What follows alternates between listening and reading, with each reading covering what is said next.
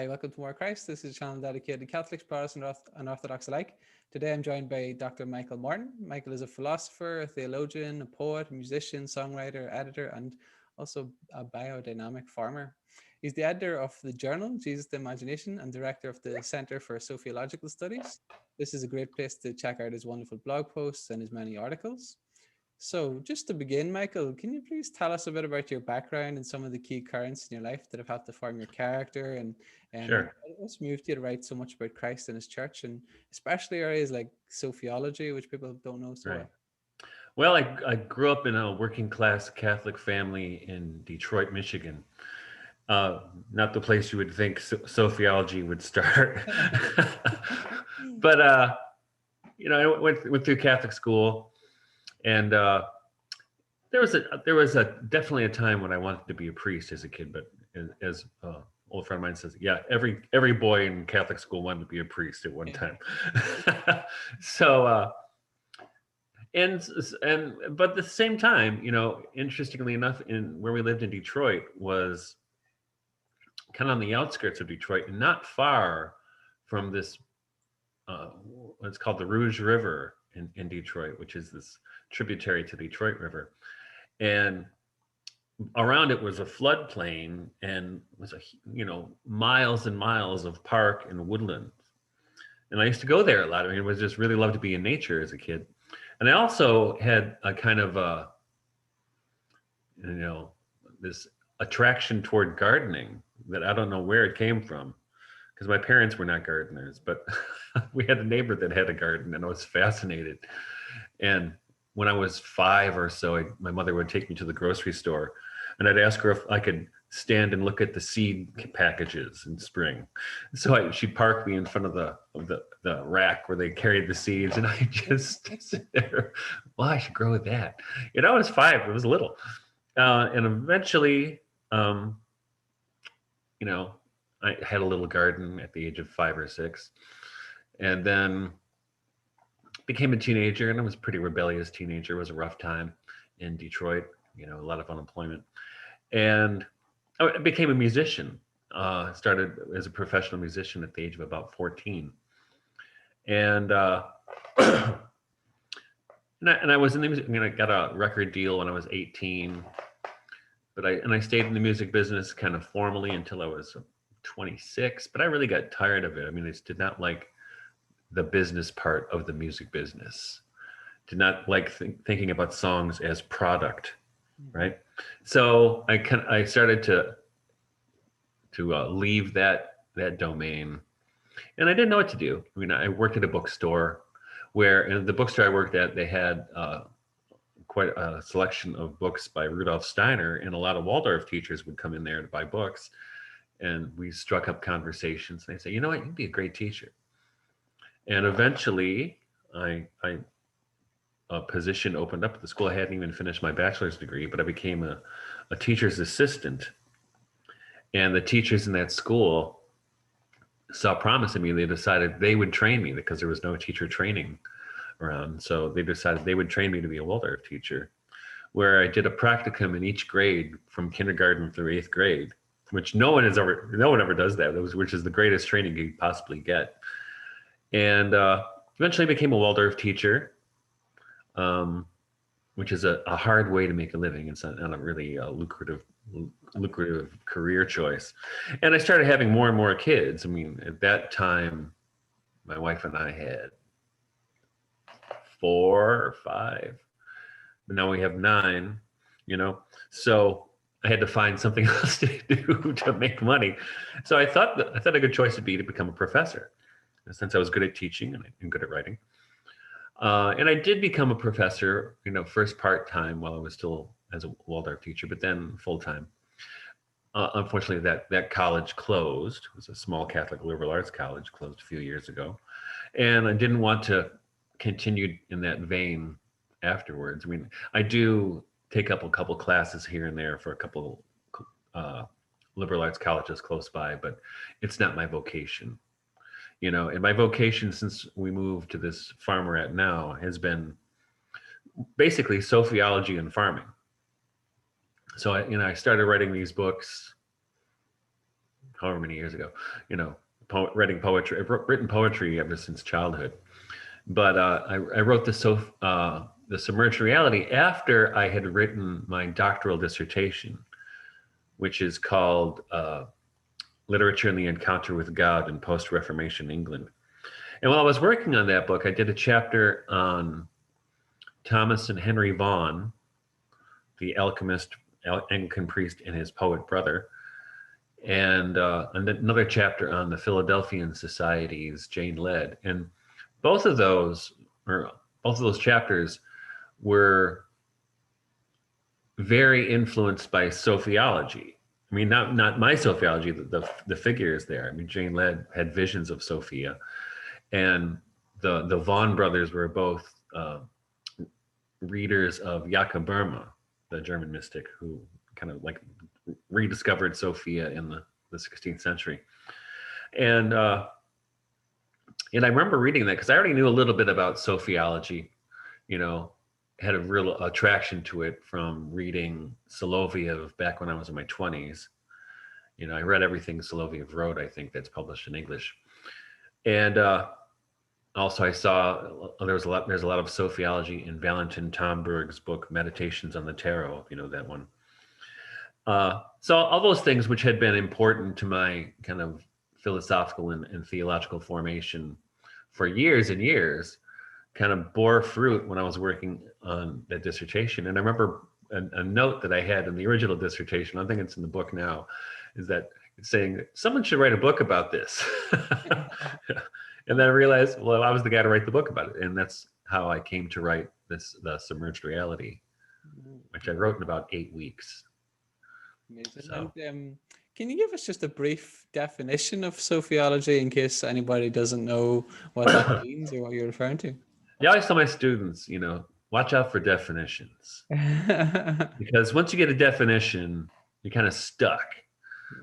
So maybe an outline is better than a definition. Mm-hmm.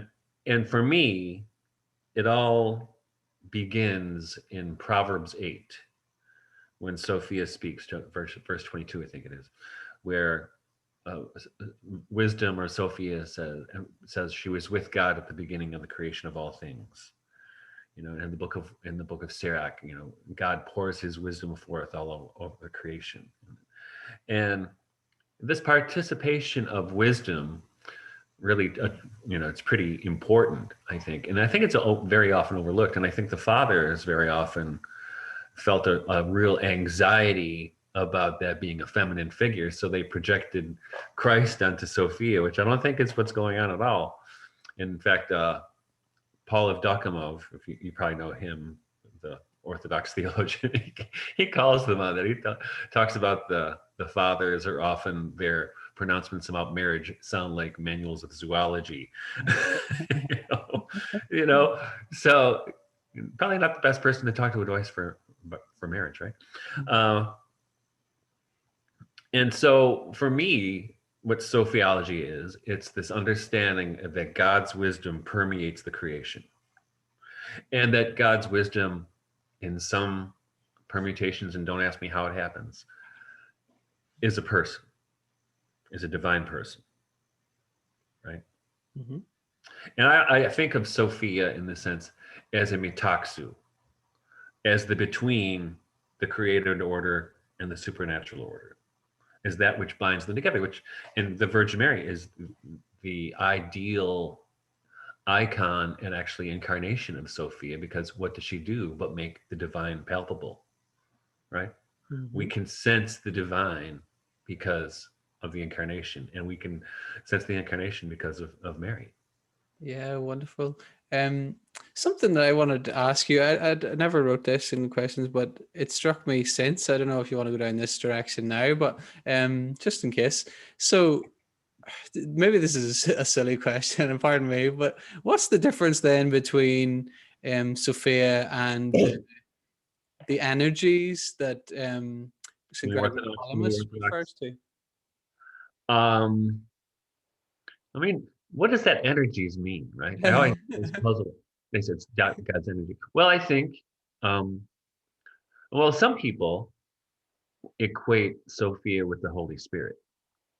I mean, what's the difference between the energies and the Holy Spirit, Mm. right? I don't think anybody can explain that. And I think part of the problem is, here we go back to definitions, right? That what happens is people have these intuitions and experiences, and you can say this happened with Sophia, this happened with the Philadelphians, happened with Bulgakov, happened with Florensky, Berjayev. They have these experiences of Sophia, and there's really no place to hang it on the Christian traditions, or at least the categories of the Christian traditions that have been handed down to us. You know, how does it fit in with the picture of the Trinity? And I think that's part of the problem with the definition in this way is, you know, it's like with the organon of Aristotle. You know, you got a category, and then the categories become kind of immovable. What do you do if you have something that doesn't fit in the categories? And I think that's what happened with Sophia. But I also think, and I think there is actually theological warrant for Sophia in worship. And if you're familiar with Margaret Barker's work, and Margaret Barker, you know, she's been arguing for a good many years now that First Temple Judaism did indeed include the veneration or worship of Sophia in the temple. You know, but the way she reads it is that Sophia was kind of chased out of the temple with the reforms of King Josiah, and which is interesting because after that there was a number of Jewish people left Israel and wound up in Alexandria, which is where, you know, it's where the wisdom books, most of the Book of Sirach, Wisdom, Tobit, I think as well, were all written in North Africa, and they all keep alive this wisdom tradition. You know, they're very, and it's interesting with the wisdom tradition too. It's not just about the Sophia figure, but it's also a kind of a spirituality of the created world, right? Of the goodness, like that God pronounces in Genesis. You know. And God, and there's a emphasis on that, and not an emphasis on law, and an emphasis on trust in the Lord in those books. Wonderful. I think that all comes out in your books and your articles as well. I just want to take it back, if we can, to your own experiences as a teacher then. So the Waldorf school that you mentioned, what makes schools like that so different from what we're used to in modern secularist education then? Well, a couple things. One thing is it's really about building relationships. So in a Waldorf school, potentially, the students can have the same teacher from 1st through 8th grade. And it is basically universal for a Waldorf teacher to refer to his or her class as my kids, you know? Mm-hmm. So that's one thing. It's really about building those relationships, which is not, I think mainstream education model is kind of the factory model, you know, the conveyor belt. Yep. You know what I mean? Yeah. Just it's a assembly line. You put them at one end and they come out the other end, a finished product, right? Mm-hmm. Maybe. So that's one thing. I think that's an important thing that is really overlooked. But even if you look at mainstream education, well, look at Ireland with the hedge schools, right? Mm-hmm. And look at what we had here in the United States back in the pioneer days. You had these one-room schoolhouses with one teacher and kids of every age, right? So it's not like it's without precedent anyplace else, this idea of building relationships. And the other thing is in Waldorf education, and this is what I really love about it, is the curriculum itself is designed with child development in mind. So just one example. And the thing is, I learned this theoretically when I was training as a Waldorf teacher, but I've been watching it happen through my 16 years of being a Waldorf teacher and my 31 years of being a parent, that in a Waldorf school, for instance, the third grade, the history curriculum for third grade is the Old Testament, right? And that's for very different, a variety of reasons. But one of them is when kids kind of make that transition from 9 to 10, and my youngest son is that age right now, they start to feel like they've been cast out of the garden, right? Because they realize they're going to die now, or their parents are they start to have these weird feelings. My mom's going to die one day. I don't, and my father's going to die, and I'm going to die. What's going on with this? Which is exactly what happens with Adam and Eve when they're cast out of the garden. But before that, children typically feel enveloped in that maternal ocean of goodness, with exceptions, of course. But at third grade, you bring in, what do? You bring in those stories. You bring the story of Adam and Eve and the expulsion from the garden. But another thing that they do in that grade is they learn house building, and they learn about textiles, which means clothing. So just like, when I love when they're expelled from the garden, and in the King James translation, they actually are more accurate than most translations, where it says that God gave them coats of skin to wear, right? Now, it doesn't say coats of animal skins. It just says coats of skin. So what does that mean? Worth thinking about. But the point is when you leave that protected environment of early childhood, you need something to protect the child. So that's why the Waldorf curriculum goes to house building and textiles, so children learn about their clothing, so they become mindful of their environments, kind of a macro and micro environment, which is a beautiful way to go through it, right? So that's just one example, but that's what I think in most school systems don't really think about what is appropriate for the child. Yeah. They think from a standpoint of socialization, right? Yeah. What does the government want this child to do at this point? Yeah. And that's and another thing that Steiner would talk about, receive the child in reverence, right? And one of the verses they stand in Waldorf school, the first words are to wonder at beauty, right? And that's what you really want to teach children. And that's what that's the gift of Waldorf. Unfortunately, Waldorf has, at least in this country, has become kind of a boutique education, Yeah. It's not too bad, because I think that the things that Rudolf Steiner gave to Waldorf education are things any school system could use that are just practical, common sense, and do treat the child with reverence. Yeah, that's most interesting. It seems to be complementary. You can correct me if I'm wrong, but with a lot of the emphasis in classical education too, at those ages, seems to be about memorization and getting facts, getting children to learn the facts so that they become embedded in the long-term memory. Things that they can only seem to do at those younger ages that we don't have in modern secularist education. And I guess whenever you don't have those central stories, like you say about the Old Testament and those essential skills and that focus on long-term memory, then it probably creates a sense of disorientation, and I guess fits with the modern postmodernist worldview. Is that a fair point? Yeah, it's like detachable heads, right? You're just teaching the head. But another thing in Waldorf that I should have mentioned is there's so many things that are all these practical skills that are also taught, like sewing, knitting, and gardening and woodworking.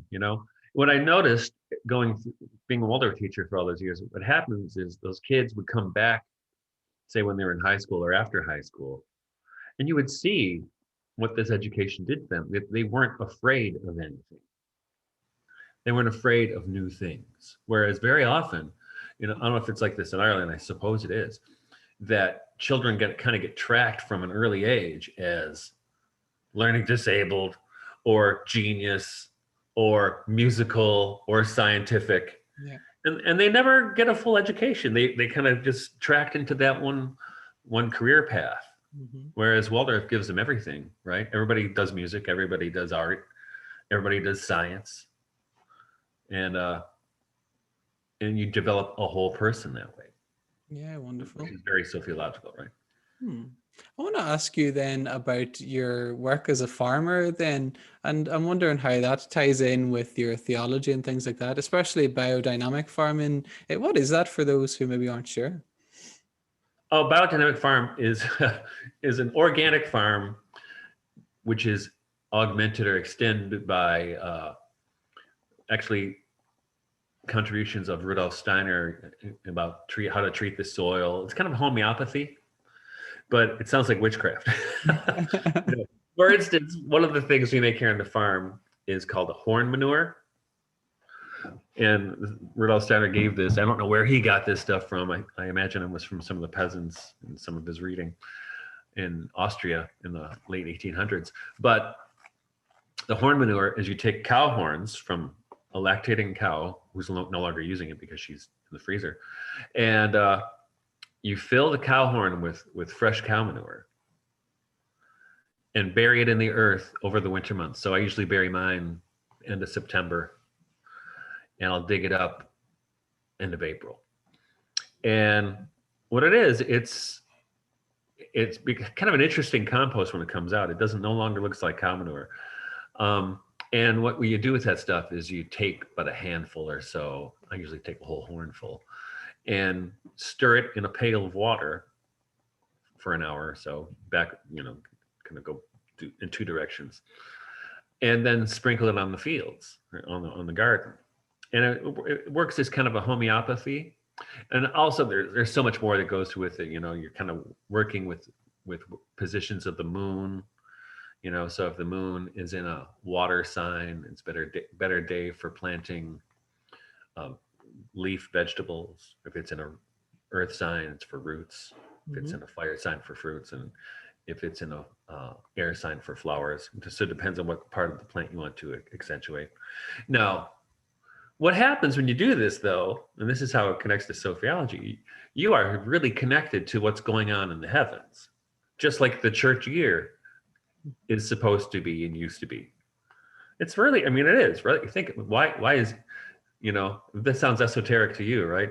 Why do we have Easter on the first Sunday after the first full moon after the spring equinox? That sounds pretty esoteric to me, right? Yeah. So when people talk about fixing the day of Easter, ever heard this? Yeah. Heresy. Anathema sit,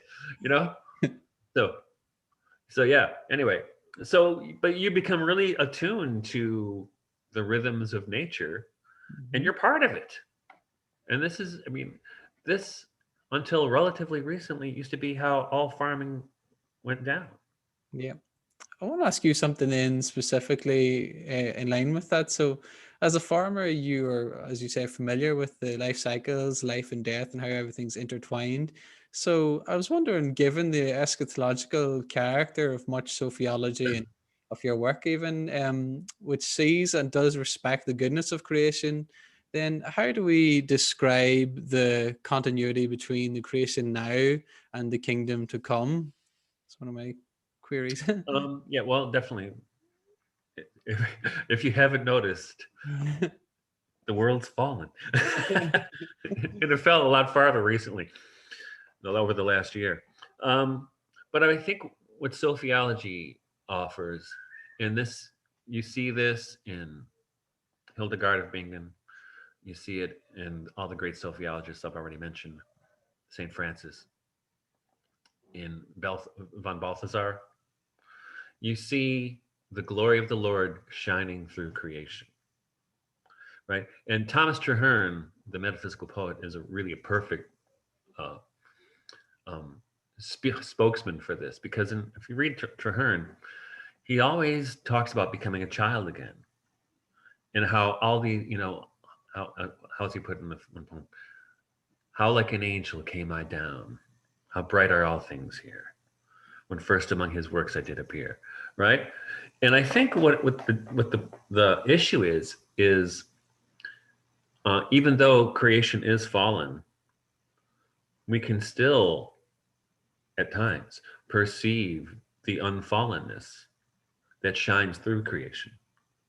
And that's Sophia, right? That's the Sophiological gesture. It goes back to Proverbs 8, you know, I was with him at the beginning, or in Book of Sirach, you know, his wisdom is poured out over all the creation. And I think what happens is you have to train yourself to see it, you know, and you can't, and the training yourself to see it, I noticed, comes right out of phenomenology in the 19th and 20th century. You know, this philosophy of phenomenology, where you attend to phenomenon and don't, you know, kind of project your own judgment onto it, right? Edmund Husserl calls phenomenology first science, because, you know, if you and this goes back to Goethe as well, Goethe's phenomenology, right, where he calls his method reverence, where you approach nature in reverence. You know, you don't approach nature in fact, this is something you saw a lot in this 17th century, when scientists would write about nature. They'd say, you talk about torturing nature to make her reveal her secrets to us. This goes back to Francis Bacon. And Goethe rejected that. He said, no, you don't even know what nature is until you learn to know the phenomenon. You know, and it doesn't respond well to interrogation. Yeah. You have to kind of wait for it to open itself to you. And I think that kind of phenomenological gesture toward nature carries over, and this is, I've written about this in literary studies. It also carries over into the reading of poetry or music. Because if you come to these things, and I noticed this when I was in graduate school, right, or even in college, is that people would look at a literary text, but they'd already be sizing it up, right? They already have the knives sharpened, you know, going to find this as we're going to find some, you know, patriarchy in here, or we're going to find some colonialism, or we're going to find whatever we're going to find, right? But I'm looking for it. So guess what? If I'm looking for it, I'm going to find it. Yeah. Right. And I remember I would argue with people in college and in graduate school, because my colleague in the classes, they say, yes, that's just an obvious patriarchy. I said, how do you know? Really? When you meet anybody, is that the first thing you think? Wow, look at here. Do you already have a judgment, or do you listen to them to find out who they are first? You know, and I think our culture has actually moved into the judge first, ask questions later mode, right? Yeah. And I think social media has made it worse. But I think that phenomenological gesture toward nature also works toward the arts. Also, I've been writing recently, also works toward the crafting, you know, arts and crafts. You know, you remember William Morris, one of his, you know, his project with the firm that he created was to have things in one's house that look like they're alive, and not kind of like these dead, mass-produced, you know, almost like a precursor to Walmart, you know.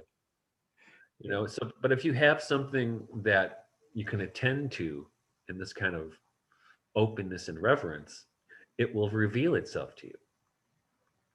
And this happened, I read about it a couple of times, with Simone Weil, the French philosopher, who grew up Jewish, but in an agnostic Jewish family. Didn't know anything about mysticism, but she became drawn to the Catholic Church. When she was in the south of France, she met a priest who gave her a book of poems by the metaphysical poets. And there's a poem, Love 3, it's called, by George Herbert, which she liked so much that she translated it into French. And she memorized it in French. And she wrote in a letter to a priest that, you know, when she would have a migraine coming on, she would start to recite this poem to herself, first of all, as a way to relax herself. But then she said it took on the virtue of a prayer after a while. And it's a prayer about the Eucharist, basically, the heavenly Eucharist. And she said to the priest, and these are her words. She said, it was at one of these recitations, as I told you before, that Christ himself took down and took possession of me. And I think that's a phenomenological attention to a thing, because it's without judgment, and it's letting the thing speak. Yeah, And it can beautiful. in almost any circumstance. Look, it happened to Saint Bernadette in the garbage dump, right? Yeah, wonderful. It's really about one's disposition. Yeah, I think too, even in scripture, I like to think about our relationship in the kingdom to come with food and things like that. So obviously Christ came back after his resurrection and he was there eating fish and everything. So he seems to be revealing to us the significance of these small things. And so we know then that there's not going to be death in a sense of a painful separation or the fear of death and things like that. But that doesn't mean then in the kingdom come anymore even than now, that there's no life cycles, seasons, the rhythms of nature and things. It's not suggesting that it's something entirely otherworldly, is it? Or is that to I be don't think that. transfigured in some way? When I think of it, I think of it as a transfiguration of creation. Not, I think it's dangerous to think that the creation is not our real home, which so many Christians say that, don't they? Yeah. It is your real home. Where's the real home? And God says, and it was good, right? Yeah. How many times in Genesis? It never says, but it wasn't your real home, so don't get too attached to it. Never says that. Yeah. But I think another way to think about it is, and this is a term St. Paul uses a lot, is kairos, right? Which is translated as time, but it's God's time. So it's a timeless time. It's eternity. Mm-hmm. And there's no time in eternity, right? And I think what happens when those moments shine through, whether it's poetry or nature or whatever it happens to be, liturgy, those moments that shine through, that's a glimpse of eternity. That's kairos. That's God breaking into our time, And so the word that's often translated as the second coming, right? Parousia, literally means presence, right? And when Jesus says the kingdom of heaven is within you, he's not lying, And I think that's what Thomas Traherne was trying to tell his, people. It might not be, is death really the worst thing that can happen? Yeah. That scene from Twelfth Night when what's her name? Olivia is mourning her brother's death, and Feste the clown says, "I think your brother's in hell." I know my brother's in heaven. One more the fool to mourn your brother being in heaven, right? So I think there's more to it than that fear of death, and I think you can at least get glimpses of that transcendence, that the parousia, the presence in those moments. Yeah, wonderful. I think that's good. You got to cultivate it too, right? It has to be cultivated. Yeah. And I think you go into wonderful detail in this in your book about Transfiguration, notes towards a radical Catholic reimagination of everything. And in that set of essays, you talk about science, art, education, economics, sociology all together, and argue on behalf of what's a properly integral Christian culture. It's not really, I would suggest, a nostalgic yearning for a legendary Christendom that never was, but right. Project of renewal, as you say, in line with the parousia and the Goethe's delicate empiricism. Can you tell us a bit about what that is, and how does this view of, say, science contrast with our modern kind of common scientific assumptions, I guess? Yeah. Well, yeah, our modern scientific methodology is it's like exploitation, right? Discover and exploit, right? And market, what's his name? Rupert Sheldrake, right? He has a funny thing he says in one of his lectures. He said, well, you don't see people throwing lots of money at finding out how many different kinds of butterfly are in the Caribbean, right? No, that's not where the money is. So that is science, right? The study of butterflies, that's certainly science. When science gets mixed up with money and government, boy, as we know all too well, it's not science anymore. It's something other. But Goethe, and he was railing against this, gosh, what is it, 300, 200 years ago, more than 200 years ago, that the scientific revolution was, and the phony Cartesian disinterested observer, right? The observer outside of nature. What a joke that is, right? Okay, and exactly how did you find yourself outside of nature? It doesn't happen, and it took until quantum mechanics in the early 20th century for someone to pull out the yellow card on that one, right? Mm-hmm. But Goethe, his delicate empiricism, that's this reverence I was talking about earlier, right? Right. So if you have that kind of approach, and I say in the book, how different would our science be now if we'd taken that approach? And this even goes back earlier, and I mentioned Thomas and Henry Vaughan, and my one book, Literature and the Encounter with God in Post-Reformation England, I call their approach a Rosicrucian mysticism, because they were trying to hold on to an integral Christian view of the world. I mean, and they were actually, we would call them traditionalists now. They were in opposition to that objectifying scientific methodology that was arising in the 17th century. And they thought that was wrong, and it was anti-Christian, right? And because it was anti-Christian, it was anti-true, right? It was completely false, and I think they were right. But what would have happened if we put all the brain power and even funding over the past 400 years into that kind of approach, rather than to the kind of dominating and exploitive approach to science that has taken place? Yeah. And why is this then especially important in the age of COVID-19 and the constant lockdowns and the claims of the new kind of high priesthood of science, I guess? That's not a hard question. Well, I think one of the things that hasn't happened is people with contrary voices haven't been heard. And I don't mean just anybody with a contrary voice. I mean scientists, well-credentialed scientists with contrary voices haven't been heard. And I think many of them, not all of them, but one of them kind of uphold a more holistic approach to this problem, right? The simple thing of,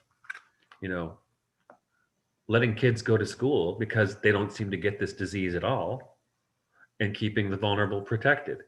I don't know why that's a radical proposition, Yeah. And so, and a lot of those, and you're early on in this, there were scientists and physicians saying, no, you do this thing with the masks and all this, you're just going to make this take a lot longer to go through, right? Which makes sense. I mean, looking at the history of epidemics, they don't go on and on and on and on and on, mm-hmm. right? They peak and go away, because our immune systems adapt to them. Yeah. So, you don't want anybody to get sick, and even here, I mean, I have 9 children, 5 living at home right now, and my mother, who's 84 and not in the greatest health. Since she moved in with us 6 years ago, she has not been sick a day, outside of a little cold here and there. Yeah.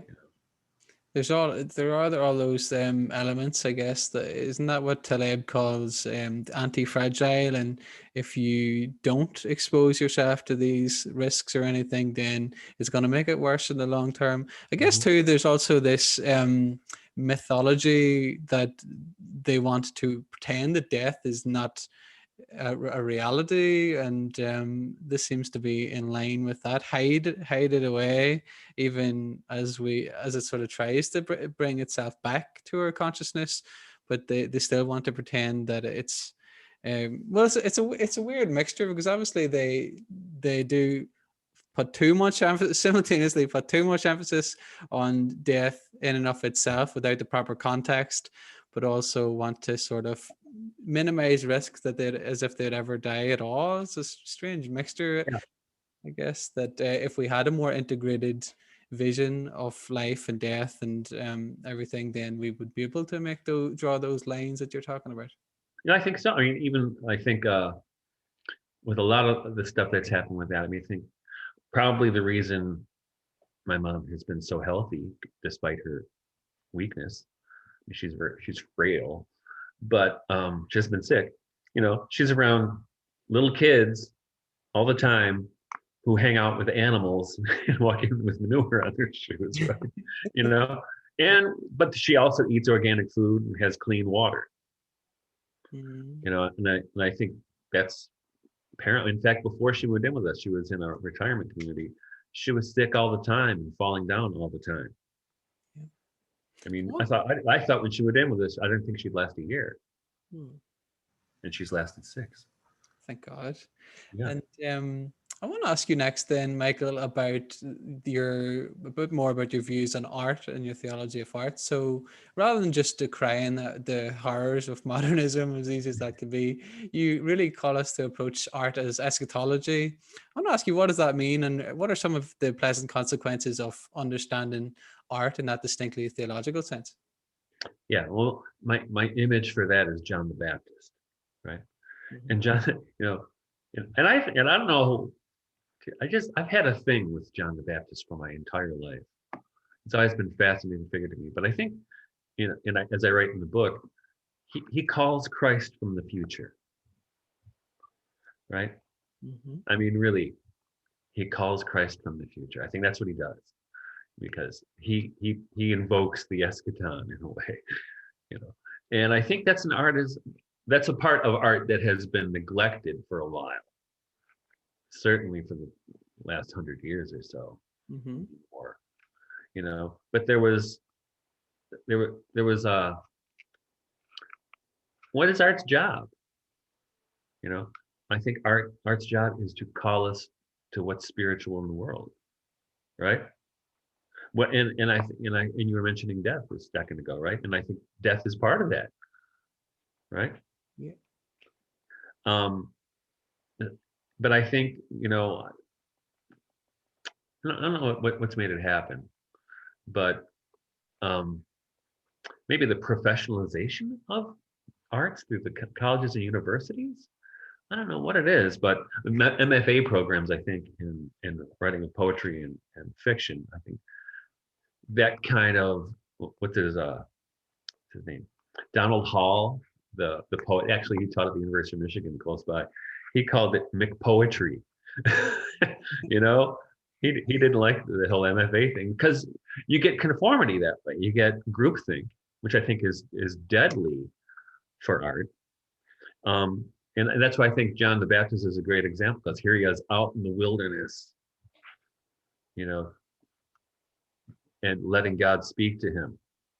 And I think an artist needs to do that. In fact, you know, I think probably where I originally heard that kind of idea was from Joseph Campbell, which you're probably too young to remember. He had this TV series, The Power of Myth. And I don't know if it was in there or not, but someplace I read from him, he was talking about, you know, what he did, right? So he graduated from college, or maybe from the university, in the middle of the Depression. There were no jobs. So what he did is he went to this cabin in the woods. I think New York maybe where he lived, and he brought a box of books, you know, all great literature like Ulysses and Finnegan's Wake and whatever else he had. And he brought this bag of books, and he brought a shotgun and a lot of shells, and he would hunt his breakfast every day and read for the rest of the day. So he was, in a way, he was forging the smithy of his the uncreated conscience of his race and the smithy of his soul out there. And I think that's a paradigmatic, not only scholarly move, but also artistic move. Because how are you going to? What are you creating? You have, where is the truth, right? That That's you're. And I most. think this is what draws people to the arts in the first place. And I think what's unfortunate is colleges and universities drive it out of people, is that people go into the arts and into literature because they love the arts and literature, and they get basically a training in cynicism when they go to university, which is unfortunate. In fact, a friend of mine who is a really fine poet, and he writes mystery novels now. We were colleagues. We talked about this, 15 years ago. He said, "Yep, we're going to breed that out of you here." We've been talking, and people complain there aren't any English majors. Well, you just told them they hate the thing they love. What are they supposed to do?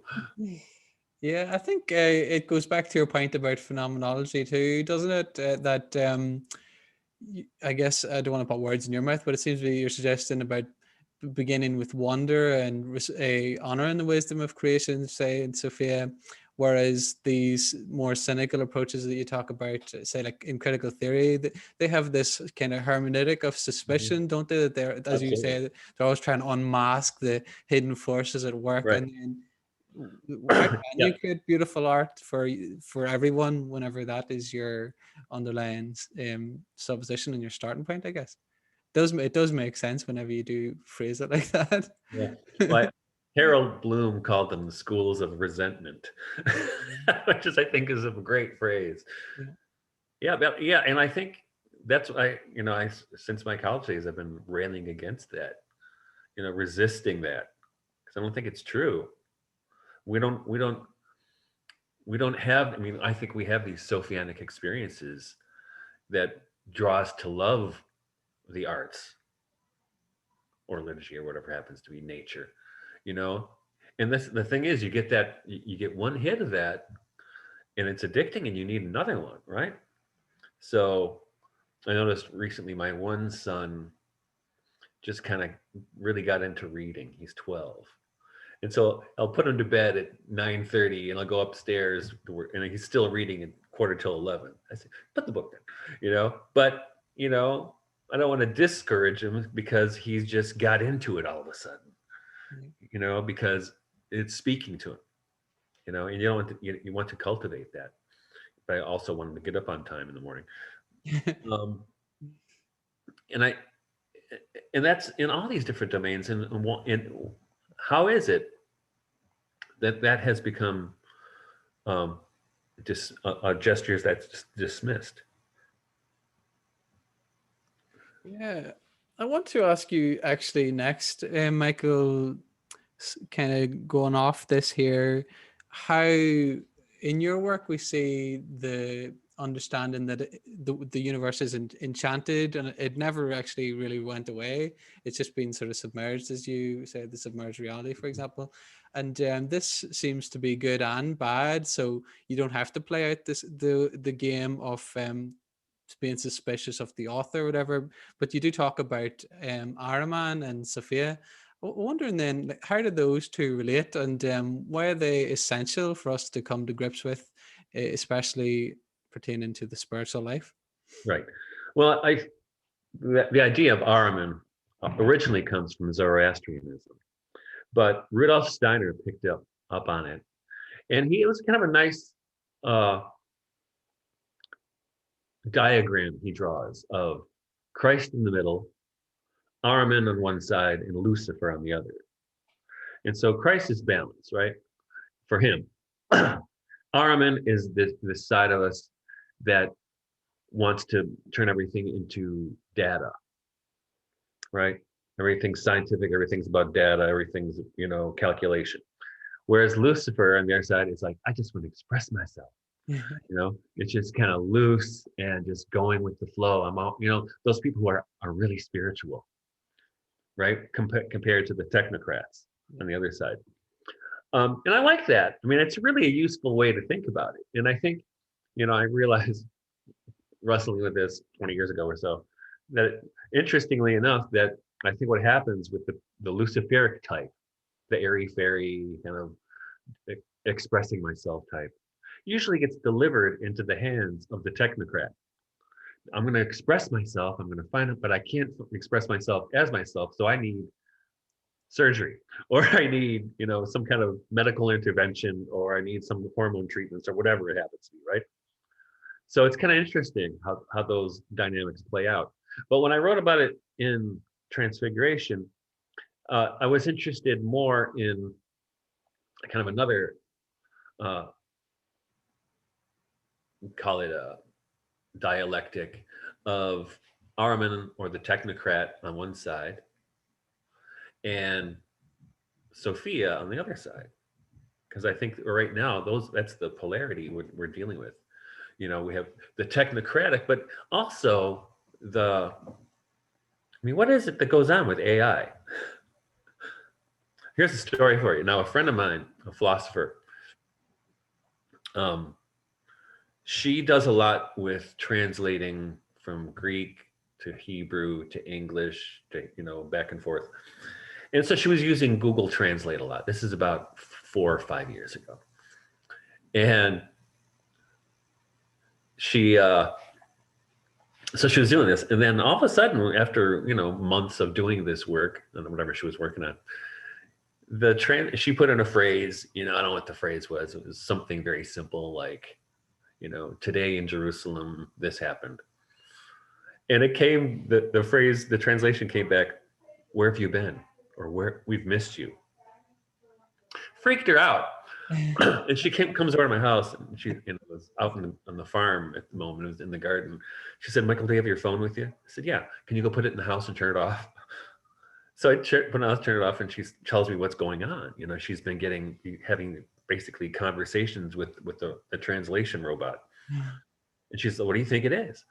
I said, I don't know. It's either somebody is messing with you or something else. She actually was thinking, well, I think the AI went live. And actually, this is around the same time that there was a story in the news that 2 of Google's translation robots started speaking to each other in their own language. And the people at Google freaked out and unplugged them both because they didn't know what they were talking about. And this is almost the same week that this happened, where my friend had this experience.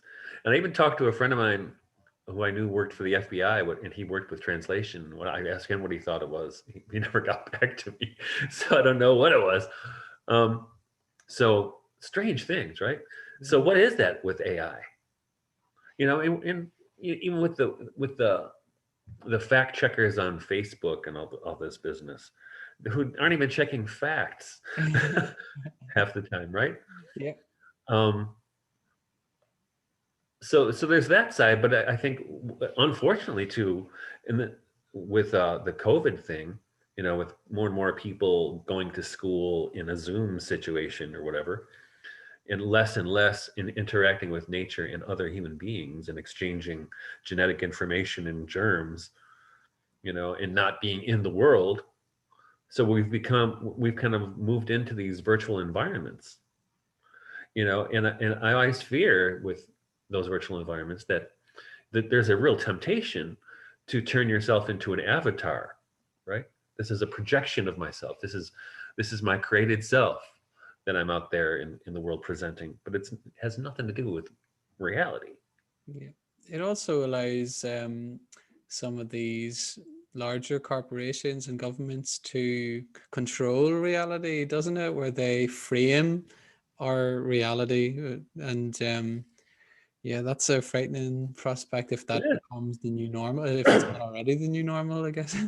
Yeah, I mean, I think the antidote to that is Sophia, right? Or is being plugged into the real.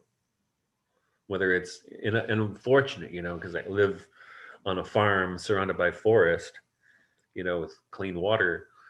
And so I'm close to nature with death and life. So I'm fortunate that way. Also, I'm fortunate that I still have so many kids at home, and my mother and my wife. But you also get it through the arts, right? So not just, I mean, you can get it through reading. I think poetry, it's what I think so interesting with poetry. Because with poetry, the medium is secondary to the artifact. Because whether it's a poem you read online or in a book or handwritten, the being of the poem is other than on the page or on the screen. Whereas with music, if you have, say, a digital or analog recording of something, which is basically a photograph. It's like a photograph. If I have a photograph of you, it reminds me of what you look like, but it's not you, right? Just like a recording is a photograph, or it's something that captures, but it's not the real experience of music.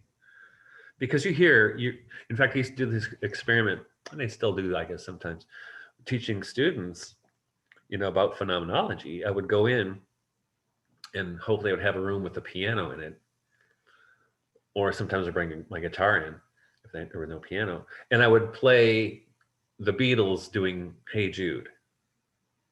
And I'd play them, a minute or so of that, and I don't sing as well as Paul McCartney, but then I would play it on the piano and sing, and I would ask them, "So which one do you like better?" And they always say, "When you do it." And I would say, "Well, why?" And this is pure phenomenology. And they would always say that because when you do it, there's like a feeling or a warmth that comes with it that I never noticed was missing when I was listening to the recording. Yeah. Yeah, wonderful. I want to ask you next about the submerged reality, the book then, Michael, Sophiology and the Turn to Poetic Metaphysics, because what you're saying there, unfortunately, does seem to be a problem within the church as much as it is with the wider culture. And you talk about left brain theology. I want to ask you what that means and what are some of its repercussions then? Well, left brain theology is a hyper intellectual approach to the questions of God, right? And kind of the paradigmatic place to look is in the nominalist debates, right? And I think we are so victimized by nominalism now. People don't even know what it means, right? And I always was telling students for 20 years, I said, whoever owns the dictionary owns the world. And they're like, what do you mean? I said, trust me, if you control what words mean, you control the word. And we saw this in this country. Well, probably, I don't know if it's happened in Ireland yet, but with the gay marriage debate, right? Changing the definition of what marriage means. Yeah. That's nominalism. Whether you support gay unions or don't support them, just the fact that you have this word no longer means what it meant. And it's interesting. We also had in this country recently, Nancy Pelosi, the Speaker of the House, she came up with these new rules where you can't say mother, father, daughter-in-law, sister, right? Which it's surreal. Yeah. In fact, I saw there's interesting. My mother, she's on some medication for her she has dementia. So I went to the pharmacy yesterday to pick up her meds, and the girl who waited on me said, "Was this for your spouse?" She sees my mother's name on there. I said, "No, I'm her son." Spouse? You mean wife? What are you talking about? You know what I mean? So right there, you see how this kind of nominalism creeps up and changes everything. And I think what happened with theology, and I think this is partially due to scholasticism, though I don't see it in Aquinas. You see that love affair. Maybe they went a little too crazy with Aristotle, but but in general, it was a different world, right? I mean, when they were discovering Aristotle, is because it was excitement. But what happened after time, then you get to the 20th century, 19th century with neo-scholasticism, the manualist tradition, where they're not even reading Aquinas anymore. They're just reading what the book about Aquinas says we're supposed to say, right? So it's a kind of catechism approach. But it's no longer like St. Francis, right? St. Francis, what he brought into the church in the Middle Ages, you know, he brought, I mean, that was a really magical time, the 12th century, right? Where St. Francis, Gothic architecture, and the Rosary all show up at the same time. Talk about a paradigm shift. And I think what's happened is that has really been, in fact, it's been so emphasized in theology that you can have theology, and this is not just in the Catholic Church, you have theology departments all over the world that are filled with people, or I shouldn't say filled, but are populated with people who don't even believe in God. You know? Yeah. So, you know, and Balthasar calls it theology at the desk versus theology at prayer, right? Yeah. And so Sophiology is a way to, that's why I call it poetic metaphysics. It's a way to not only retrieve, but to reimagine a way to do theology that's not completely dependent on the analytical mind. Because, I mean, how can you, I mean, because I think what happened, and I learned this a bit from phenomenology as well, is the longer you can hold off coming to a definition, the more you know. Because once you get that definition, game over, right? Right? Goes back to the dictionary. I want to ask you something actually in line with this. So you mentioned the 12th century there, and you are Eastern Catholic, but there does seem to be this tendency amongst many Orthodox now, which I guess looks back nostalgically to the early undivided church and presumes that all the gifts were kept in the East, and that everything since, say, the Great Schism has been a loss, and everything that happened in the West was kind of a corruption, and so the Rosary and things like that even are looked down upon by many Orthodox. But I think your work shows that these things are of the Spirit, or Sophia, and they come not from pagan influences outside the church, or at least not exclusively, but from within the church itself. And these are organic developments of the body of the church and so on, if that makes sense. And would you like to speak to that a little bit, and the kind of Catholic understanding that goes beyond our modern? Behold, I make all things new, right? Mm-hmm. So, I mean, look at, Christ in the Gospels, right? He doesn't reject the peasantry. You know, he doesn't have anything to castigate the common people with, the working class. The people he goes after are the leaders of the synagogue, right? Because they place those heavy burdens on the backs of the poor, right? And I think that's what you see. In those, to me, disturbing developments in Eastern Orthodoxy toward a kind of fundamentalism, you know, because I know before communism in Romania in particular, you know, there was intercommunion between the Orthodox and Catholics all over the place. It was only after the communists came in and took the churches away from the Catholics and gave them to the Orthodox that there was really bad blood, you know? So, you know, I think on a popular level, there is much more potential for union between Christians than there's you're never going to get it if you put it up to bishops.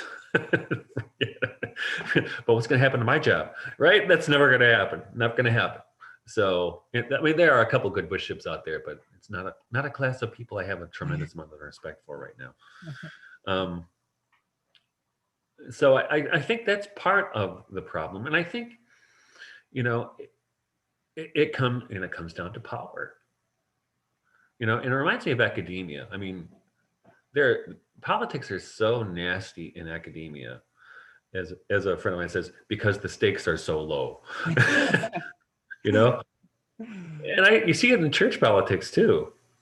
And I think, you know, what I'm interested in is trying to short circuit all that and to phenomenologically come to, you know, behold the phenomenon that is. Come to what's before you. And that's why I really have a lot of love and appreciation for the resourceful theologians, because they were doing that in de Lubac in his book Surnaturel, if you've read that, you know, profound. Because, and that's why I like Balthazar. It's the parts I like about Teilhard de Chardin.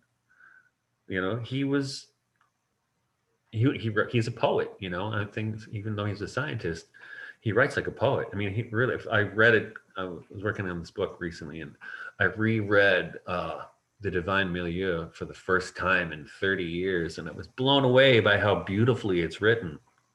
It's a work of prose poetry.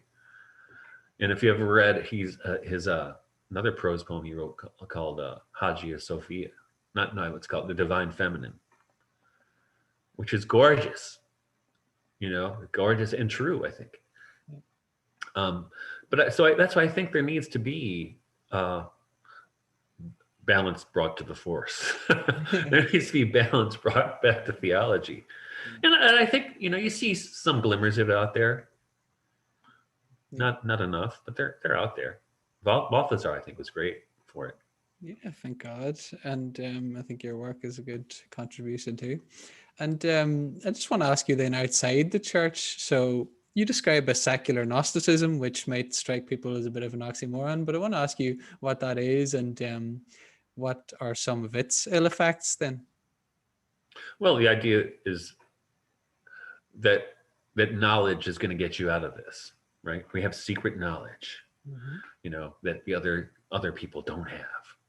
And you know, in that kind of Gnostic attitude, in fact, that's what Harold Bloom called Gnosticism the American religion, right? Because it's all about having. I mean, you can see this in some of the crazier conspiracy theories on the internet. It's a kind of Gnosticism where it's not religious. Well, sometimes it's religious, but it's, you know, we have the secret information, so we have the goods. So, and what happens is you also create a kind of Gnostic priesthood. And I think that's what we see with Fauci, right? Perfect example of a priesthood with secret knowledge. Well, we know, and you people don't know. So I think that's part of what it is. Yeah, excellent. I don't know if you know the Orthodox icon carver Jonathan Pajot, but he does a lot of talks about that, and he's talked about the modern secularist conspiracy theories and uses the language of Gnosticism similar to your work. Actually, it's very interesting. And I want to ask you a bit more about Baume then, if butchering the German name, but his Sophianic intuitions. What did you find, or do you find most helpful about his work and his Sophianic cosmological anthropology? Now he is interesting, boy. You know, because when I first tried to read him in my early 20s, I was like, am I holding the book up the right way? This is hard stuff. I don't know what's going on here. And it's like actually a similar thing to reading Steiner for the first time, because you have to become acclimated to their language. And Burma, it was really difficult. But what I realized, in fact, what I realized is when I was working on the book, Literature and the Encounter with God, since the Philadelphians in particular and Henry and Thomas Vaughan were interested in Burma, I figured I should read as much of him as I can. I had quite a few books already, but I got all I could. And I just took a kind of systematic approach to reading everything he wrote that was published in English. And at first it was difficult, but then what happens, and this is for me anyway, I got to a point where I realized trying to read him too analytically was not going to be rewarding. And I read him what I call holographically. kind of, and I don't know how to explain how to do that, but you kind of get to a point where you're kind of reading it, you're intellectually engaged with it, but you're also intuitively reading at the same time. And then it opened up for me. Then I saw where he was, and I was like, whoa, I entered into a new world. Where he is interesting, and there's a lot he does that, it's a huge study to really uncover him. In fact, Cyril Regan, the Irish theologian, calls him the most difficult read in Western theology. Where you come to this idea of the Sophianic in him, well, first of all, the way he talks about the Virgin Mary, right? Like, and I mentioned earlier, this idea that she incarnates Sophia, because like Sophia makes God palpable to the senses in the world in those moments of shining through creation, that Mary literally makes God palpable to the senses through the incarnation of Christ. So, and I think that's a kind of a brilliant insight for a Lutheran theologian in the 16th century. No wonder he was considered a heretic by his own church, right? So that's one part. But then he has this other idea. I don't know if you've seen them before. There are some beautiful diagrams in his books. They're just gorgeous. I mean, they're perplexing, but they're so fascinating. But one of them, he has these three spheres. There's the sphere of Sophia, then the sphere, I can't remember the sphere of the world, and then the sphere of Satan, right? So you can see these interpenetrating spheres. And according to, in his opinion, our state of sin or fear, in the world where we are, where it's a mixture of Satan and Sophia, right? According to your disposition, you're going to see either one or the other. And this is we can even say this with Ahriman and Sophia, like we were talking earlier, right? Mm-hmm. So where is your attention going to go? And I think it's in Burma, but I think he may have gotten it from Meister Eckhart.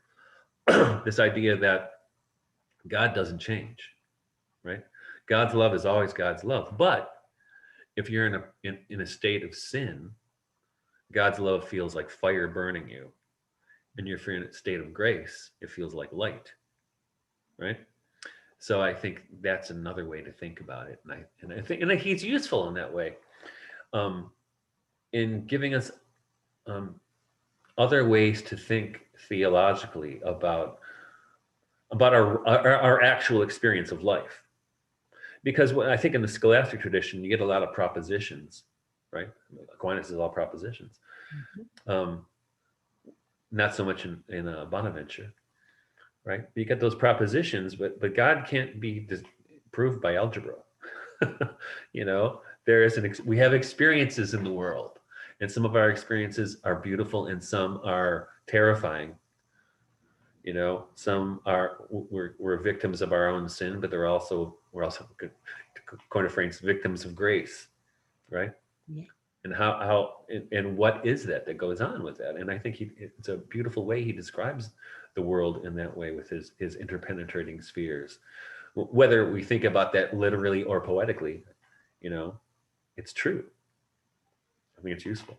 Yeah, wonderful. And I guess going back to my point earlier about the Eastern Orthodoxy, I guess the grain of truth in what those ones are saying, there are certain emphases maybe in the East that took on different form in the West, so it wasn't as much about propositions and stuff. And maybe, I don't know, maybe they preserved the mystical theology for the most part better in the East, but as you show, it does happen in the West as well. And it's more a matter of emphasis then than for a black and white kind of East-West distinction.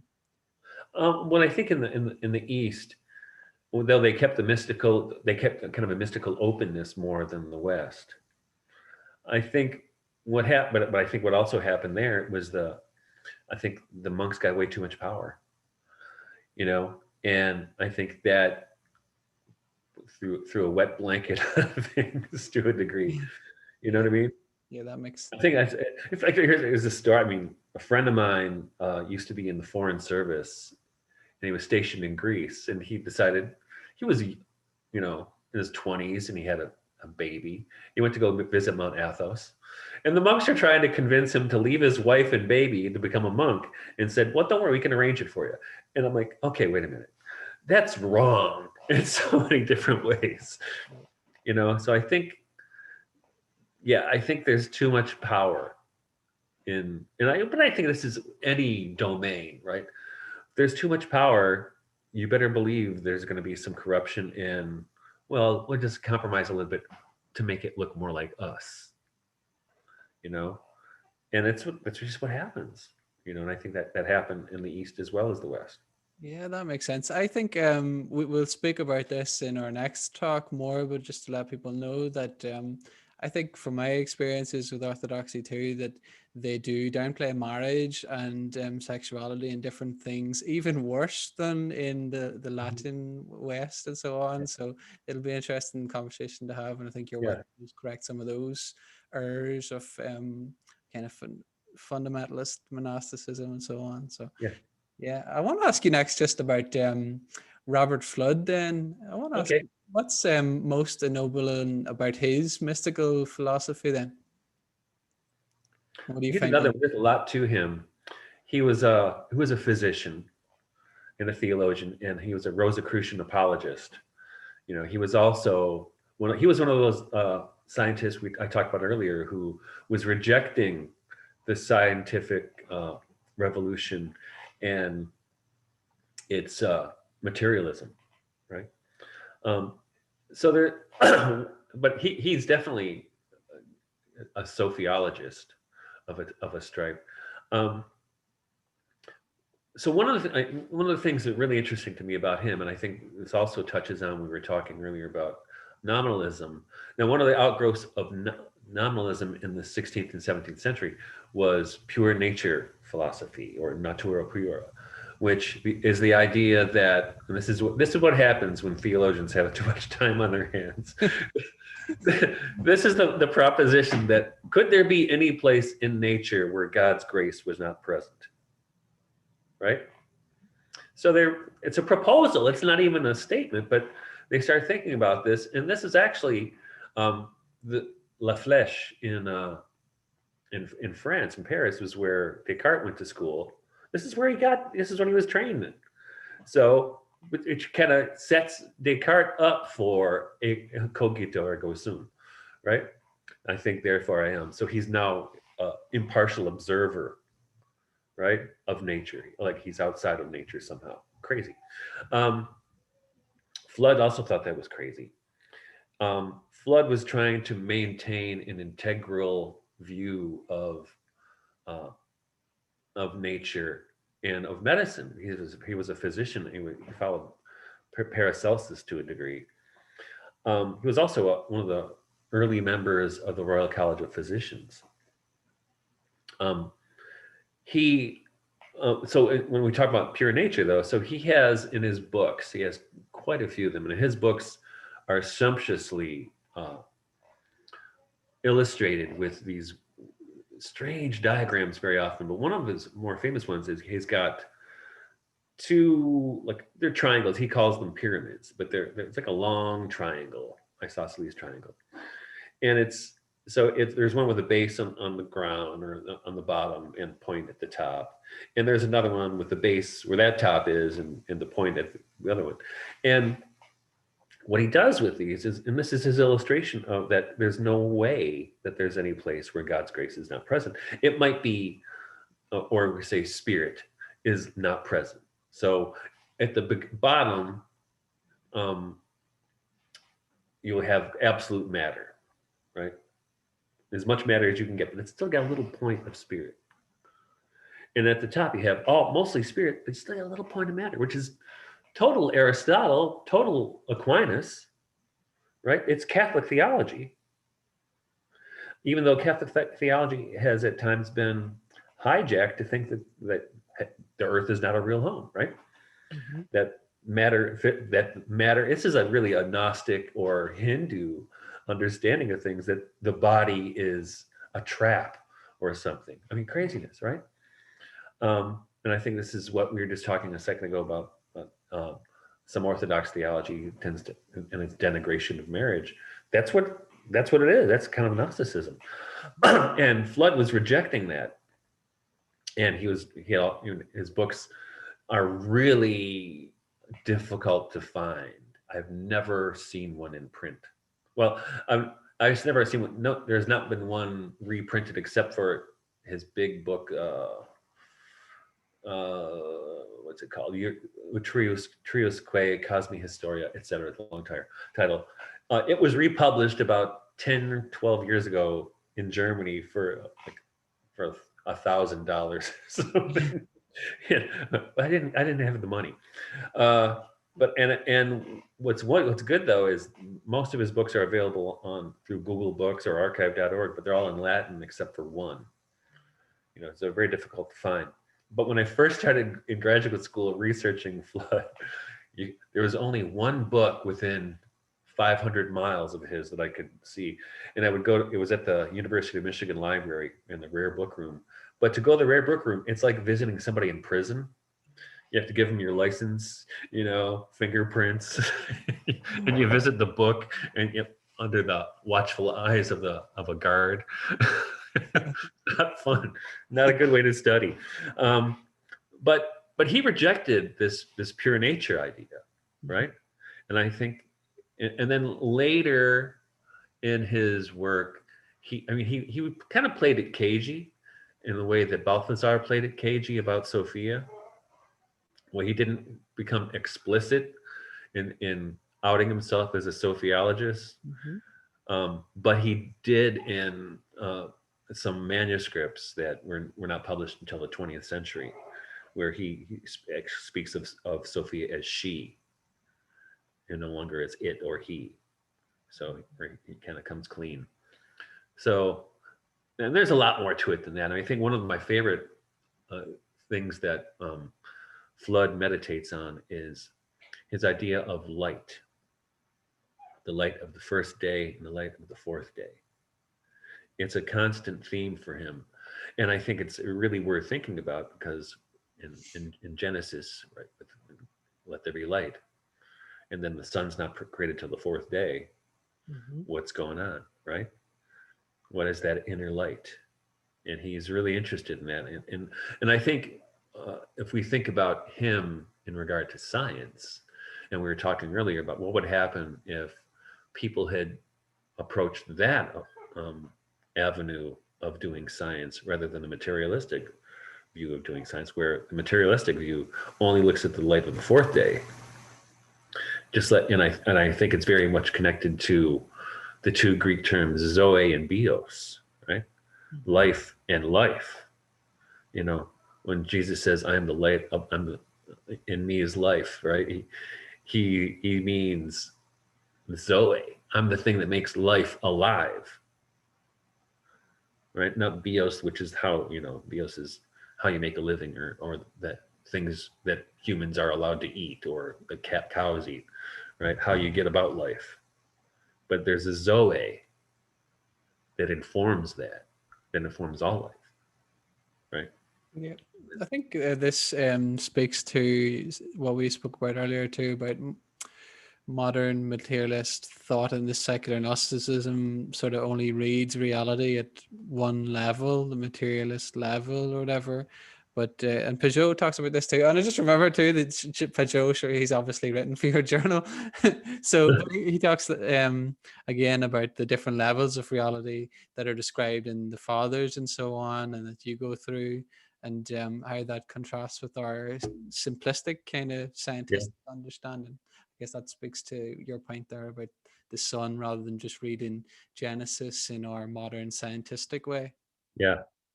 Well, it's also in Plato, right? And in the Middle Ages, they were still drawing on Plato's idea of the animal soul, the vegetable soul, the mineral soul, and the human soul, right? Steiner gets into that. And it's also connected to the notions of the microcosm and the macrocosm, that the heavens are reflected in our bodies and our bodies reflect what's in the heavens. And the Fathers were all educated in that understanding of things. And that's why it persisted through the Middle Ages, or through the Renaissance, really. And in fact, it's interesting that the Renaissance was like just this moment where really cool things could have happened. But then the Reformation came and kind of blew it to pieces, Yeah. right? It became, and the Reformation in a way is the beginning of real scientific materialism. Yeah, that's most interesting. I think that kind of brings up one of my concerns too with a conversation Pajot had recently with Matt Fradd. I think I've written this down somewhere, but I'll just ask you now because I think it fits. So they were talking about the Renaissance and how the Renaissance statues would have nudes and so on. But Jonathan, I think, had that more austere Eastern approach that saw Uh-huh. those as pagan influences and not from within the church itself. But that's something that I think, in line with what you just said there about it wasn't really the Renaissance that was the problem so much, it was more so the Reformation. I think that emphasis on the goodness of creation that was trying to break through with the Renaissance is genuinely Catholic, and I think your work seems to suggest that. Is that a fair point to say? And I think so. I think it's fair. And let's think about that. I mean, what does God say to Adam and Eve when they get the fig when they cover themselves in shame? Why were you? Who told you you were naked? Right. So in a way, you could think Michelangelo, but in particular him, I think he was really in his reveling in the nude was reveling in the creation, right? Mm-hmm. That was good, and it was a beautiful moment, I think. Which I don't know if you just know the story that Michelangelo, when he was painting, I think it was the Last Judgment, and he got mad at the Pope and quit for a couple months, and he came back, and the nudes they all had loincloths on them, and I can't remember the name of the artist, but the artist was ridiculed by other artists as the breeches maker, you know. Yeah. And in fact, here's a great example. When he was painting that, um, one I can't remember the cardinal's name, but he came in while Michelangelo was painting, and he saw these nudes, and he said, "I can't believe you're doing this. I'm going to go tell His Holiness right now." And so the guy went to go tell the Pope, and in the meantime, Michelangelo painted that guy in hell. And the story goes that the guy was so mad when he saw that Michelangelo had painted him in hell, he complained to the Pope, and the Pope said, "I'm sorry, even the Pope can't get anybody out of hell." That's great. I want to ask you just a question then about the logos and Sophia then, if I might, Michael. So the logos people have talked about more recently, I guess, with people like Jordan Peterson popularizing it in a kind of psychological way. And then I guess it's never really got away amongst certain theologians. But what's the relationship between Sophia and the better known term logos? And why is it important that we don't read all of the statements in the scriptures, some wisdom things that you mentioned in the Psalms and so forth, as only to do with the logos? Yeah, this is a difficult question, and I think it's complicated because the history of theology has, you know, these accretions of attributing what's said about wisdom to the logos. But this is, you know, I talk about paganism. This goes to pagan philosophy, right? This is Plotinus, and what's his name? Was it Josephus? I think. Um, but what I think the difference is well, I do. I mean, you think of the Gospel of St. John, and in the beginning was the Word, right? The Word was with God, and the Word was God. That's Christ. But it's different than I was with him at the beginning, in where God pours her forth on all things. I think there, and I don't have it completely figured out because I think it's complicated by history. But what I think is, and I think of Sophia, I think of the Virgin Mary, but I think of her in Proverbs as assisting the Lord, right? Is I think the word is, I can't remember the Hebrew word, but it's translated as assistant or workman, but it's, I think, closer to handmaid. And what does Mary say when Gabriel appears to her? Behold, the handmaid of the Lord. I think that's her announcement that she is Sophia. I think at least it's Luke's announcement. Behold, the handmaid of the Lord. And I think if we think about Sophia in that context as the handmaid of the Lord, but also as for whatever reason, without whom the creation couldn't be completed, and without whom the incarnation couldn't be completed. Right? And if Christ is the Logos, right, then the incarnation of the Logos cannot be realized without wisdom, without Sophia making that. And I used to think of Sophia as kind of a catalyst, as this enzyme that's added to something to make it happen, right? But I think there's also with Sophia a kind of image of absolute humility. And this is why I think there hasn't been, or I should say that where Sophiology kind of just pops up every once in a while in history, because it doesn't seem to be assertive. And I think that's the assertiveness we see, and you can say in Christ proclaiming the gospel, there's an assertiveness there. Whereas with Sophia or Mary, you see, I think perfect image is in the upper room at Pentecost, right? Where there's a kind of waiting and a patience and allowing the movement. But I think in a way, I mean, with Mary, I always think of her as the lightning rod at Pentecost, that the Spirit came through her and spread to the apostles. Mm-hmm. Because that's her role. I mean, it's her role as Sophia in the Old Testament. It's her role at the incarnation, and then again, it happened. And so it's Father, Son, and Holy Spirit, right?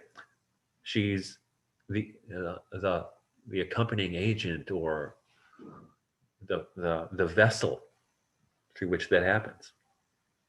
And then I think this came across whenever I was reading your work. So this, would you hope, buttresses against, say, the cruder feminist theologies then that are overcorrecting the older theologies and so forth? Is that a fair way to put that? I think absolutely. What I don't like about feminist theologies in general is because they, just like those people I encountered in graduate school, they come at scripture with an axe to grind. Yeah. Right. It was when I was a graduate. In fact, it was in one of my graduate programs. There was this really militant feminist ex-nun theologian who actually was promoting the idea that Jesus was the product of rape. And I can't remember what she called it. She had she called it, was it the rape? I can't remember what she called. She had the tradition. She called it a tradition. It's not a tradition. You just made it up. All things you make up a tradition. Yeah. So in fact, John Milbank, when he first encountered my work, he called me a feminist theologian, but not a political one, right? Yeah. So it's really given the feminine its proper place within the integral Christian structure, rather than trying to replace the masculine with women, like what seems to be the modern way that it's done, and so forth. Yeah, which is a big turnoff to me. Absolutely. Pajot talks of that too, actually. It'd be interesting to hear you two in conversation at some stage as well. So I haven't talked to him in a while. I mean, we used to correspond quite a bit. It'd be nice to talk to him again. And you then describe in your book also the noble failure of Romanticism. Yeah. And you describe Rudolf Steiner's Sophionic epistemology. What is the history of this noble failure, and what role does Steiner's work play in a more successful Christian theology, if I might call it? Well, actually, I'm working on this new book, which I'm tentatively calling Sophia in Exile, and I was actually writing about that this morning. Kind of drawing out some more of that. And I think what happened with Romanticism is they were rejecting the Enlightenment and the scientific revolution, at least the way it was being implemented, right? And they were asking for for feelings, for more human emotion, for a love of nature, for all the things the Romantics are known for, Goethe. But Novalis, he wrote a short book called Christendom or Europe. So it was kind of looking back, during how can we bring back this idea of a united Europe, that we had during Christendom, and how can we make it happen, because he's missing this integral unity. In fact, a big part for him too, I think, is Sophia and the Virgin Mary, and he kind of fell in love with the Dresden Madonna, or the Sistine Madonna, which was in Dresden at the time. I think it still is. And he wrote his poem, Hymns to the Night, which is one of the more remarkable poems of any time, based on that. And I think it shows also in Christendom or Europe. And then, well, I call it the noble failure, because I think what happened with Romanticism is because it wasn't connected or taken up by the church, that it really didn't have a place to rest. And so it's kind of bulldozed by the Enlightenment and subsequent revolutions that happen after that. But Steiner picks it up again, and it kind of lives on in German idealism, and it's pockets of other places, but one good place is German idealism. And Steiner picks it up there as a young professor, and he brings it together with, I think what he introduces with Waldorf education and biodynamic agriculture and his other initiatives, kind of reinvigorates, reimagines what was good in Romanticism. And he actually is trying to connect it to Christianity again, which is why Owen Barfield wrote a book on Steiner's contributions, and he called it Romanticism Comes of Age. So in a way, Barfield was looking at Romanticism as a kind of not quite fully matured phenomenon, which for him reached its maturity in Steiner. But I think I've written recently too about, postmodernism and transhumanism in particular, which is being introduced in a way that I never could have imagined at a rapid pace right now. But I think there will always be a kind of counter impulse, and I think I call it the new Romanticism, which I think you could probably definitely throw sociology, at least the way I'm talking about it, into a new Romanticism category if you wanted to, because and I think I'm not alone.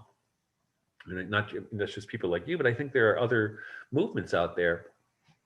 If you're familiar with Vandana Shiva, who's an Indian professor, she's a physicist, I think, but she's been working for years now about getting Monsanto and Bill Gates out of India and getting out of their farms, and she encourages farmers to save their seed, and she's interested in a kind of integral approach to agriculture, which I think also, I think even a lot of organic farming in general tries to recapture this romantic spirit, in the Romantic poets, man, there is no better place to look for hope than the Romantic poets.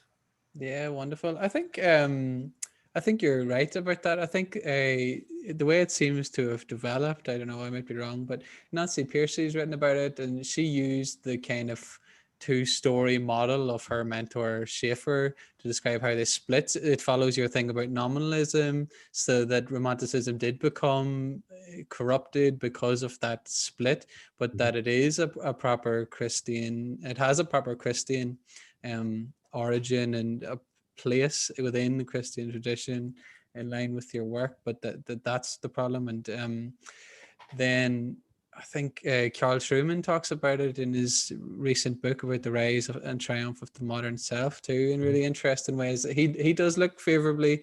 He's a Reformed Christian, actually, and he looks favorably to the Romantics, but does see the problems with the way it developed in terms of history, but sees the underlying points that you say, I think. So it would be interesting to see more of that, definitely. I want to go on to the next part of your book then, where you cover Russian sociology and really seminal figures, Soloviev, who you mentioned before, Father Pavel Ferensky, Bulgakov. What are some of the key themes of their works, and what remains important and largely unappreciated and underappreciated, I guess, today? Well, I think they actually, speaking of the Romantics, I think they were, especially Soloviev, they were deeply influenced by the Romantics, by German idealism, and by Burma. I think I read about it in the book, but in one of the Moscow libraries, there are some editions of John Portage's books that have, or at least they used to have, Soloviev's marginalia in them, because apparently he liked to write in library books. As do I. Okay, they're going to come and get me now. So there's that, right? And what I think happened, Soloviev is kind of this force of nature in a way. I mean, this incredible thinker, but also an incredible poet and mystic at the same time, who apparently had a great sense of humor and a really annoying laugh. And he's the model of both Aloysia and Ivan in the Brothers Karamazov. Those are his two sides, the mystic and the ice cold analytic, right? Analytic philosopher. But with Russian Sophiology is where 20th century Sophiology comes. And it was where it was submerged after Burma. After Burma and the Romantics, and it kind of went underground again. Comes up again with the Russians, with Soloviev first, but then he inspired Florensky and Bulgakov and Berdyaev, who they all had issues with this or that aspect of Soloviev's philosophy, but Soloviev wasn't a practicing priest, so he had a little bit more freedom to speak than Bulgakov did, in particular, who caught a lot of heat for speaking about Sophia. And he was told to be quiet. He said, "Okay, I'll be quiet." And he was never quiet. But he was also in France at the time, right? In exile after being kicked out of Russia by the Bolsheviks. But all of them, they all, I think, had kind of interesting two things happening. They had a mystical side and mystical intuitions of Sophia, which Bulgakov writes about in his autobiography, which helped. In fact, one of his experiences was also before the Sistine Madonna in Dresden, where he would go every afternoon and sit before this, and he was an atheist, and cry his eyes out. He didn't know why, but he had to go back the next day. So Sophia was calling to him from that painting, or through that painting. And he and Florensky and Berdyaev were all friends, so they all picked up different threads of that. And each one of them has an incredibly creative intellect combined with a well-developed mystical sense or an intuitive sense. So it's really, you read those guys and it's refreshing. In fact, Thomas Merton was really inspired by them, and I think so was Balthazar, so was de Lubac, which they don't always mention them, but I think that when that Russian theology and philosophy started to appear in the West, it was like a vitamin shot for the Western Church. It was, I think, it contributed profoundly to ressourcement, right? And it's because there's something in that Russian soul, just that's just got this romantic daring to it, and all those guys had it. Yeah, wonderful. And how then might they serve as a bridge between East and West Orthodox Catholics, so that we might become more fully Catholic in, I guess, a more profound sense? Well, I think, they've really, And this is interesting. Sophiology has made a lot of headway into Western theological thinking in the last 5 or 10 years. A lot through them. And in fact, everybody thinks she's my wife, but she's not. Jennifer Martin, who is at Notre Dame. In fact, I had an email yesterday. Are you married? Is she your good wife? Are you friends? You related?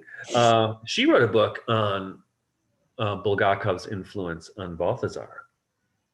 You also see it, in fact, I think he knew him too, Louis Boyer. I think he actually knew Bulgakov because he was in France for a while.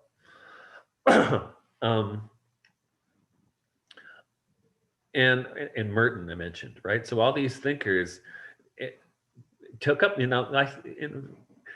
people assume, who don't know Eastern Orthodoxy, they assume that Orthodoxy is totally down with Sophiology, which is not the case at all, right? It's not like that. Oh, they have a rich Sophia. No, they don't. They have 5 guys, right? Evdokimov is another one, but they were all, they were not welcomed with these innovations in theology. And I think, it's interesting. You said, introduce your show as Orthodox, Catholic, and Protestant, right? Ideas. And with the Russians, it were Protestants who brought Sophiology to the Russians. Then the Orthodox bring Sophiology to the Catholics.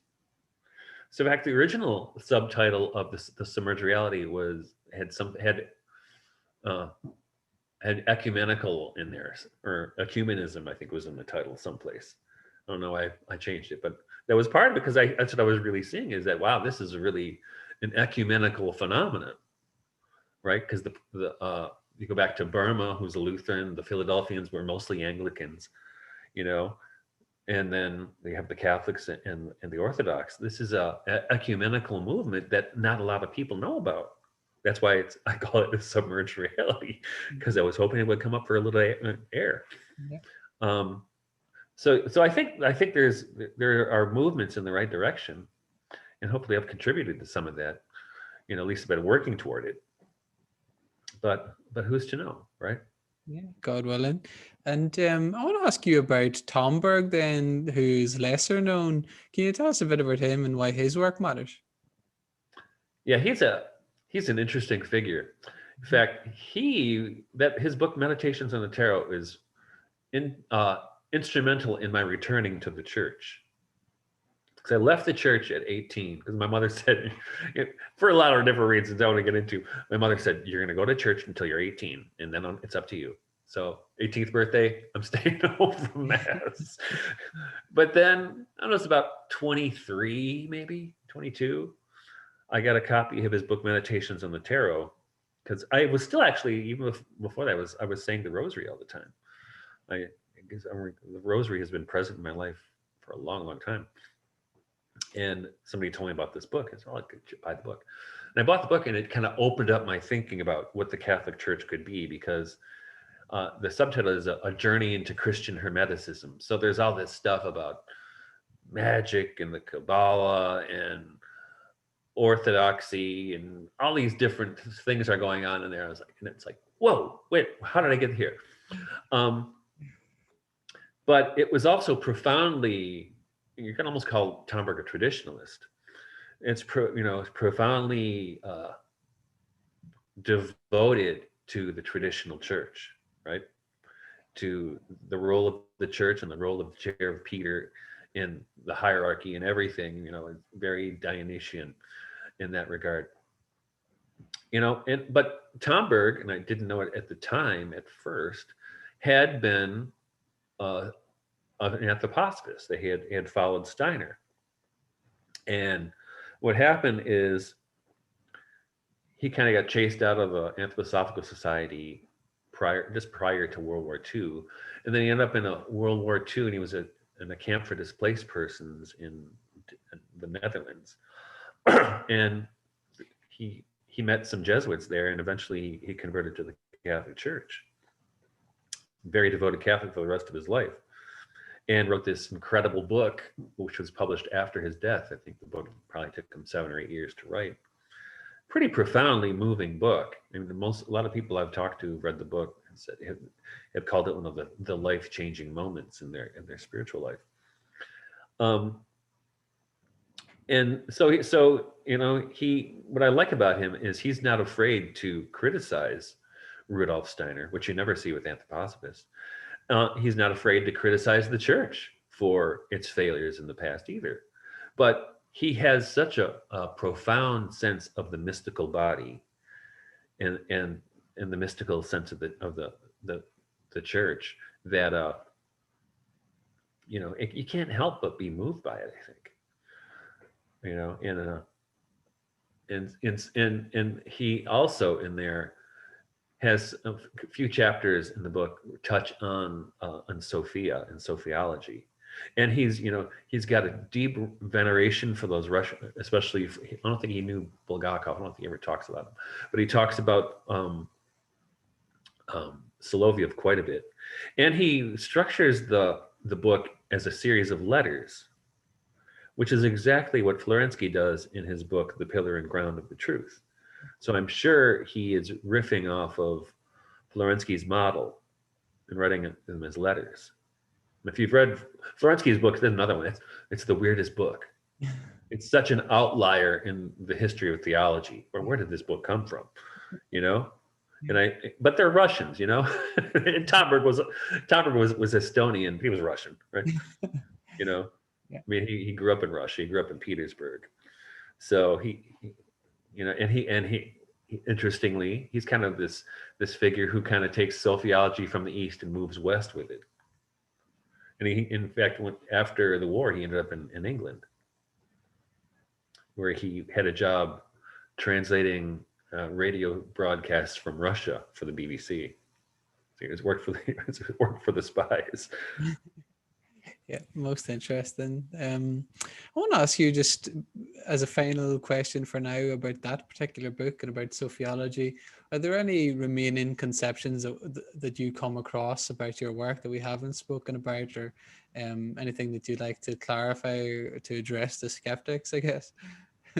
Oh man, to address the skeptics. There's nothing I can say. No, I mean, all I can say is, it's a matter of listening